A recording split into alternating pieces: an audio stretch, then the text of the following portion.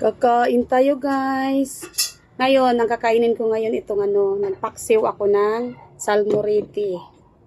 Ito muna, mahilig ako sa ulo kasi ito. Nati ko yan para hindi pangit, hindi masagot tingnan.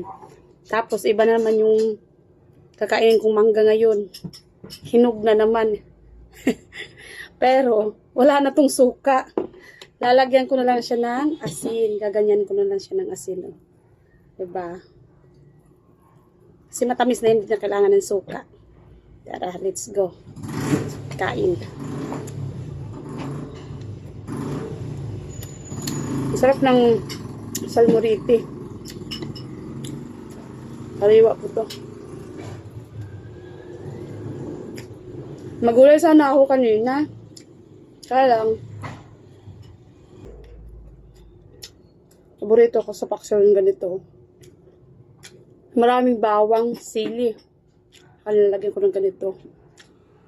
Parang siya, parang adobo style na paksiw. Nagutom ako. Marami akong ginawa kasi ngayon.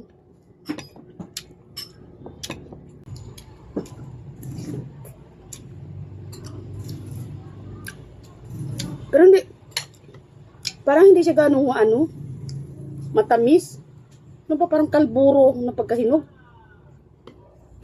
Hindi siya ganong matamis.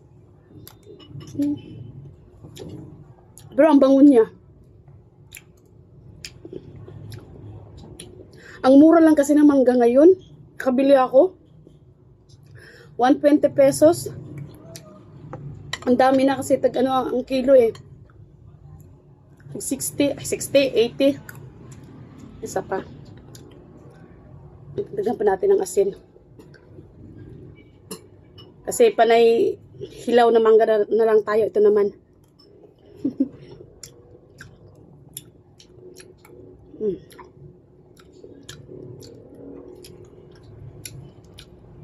Harap.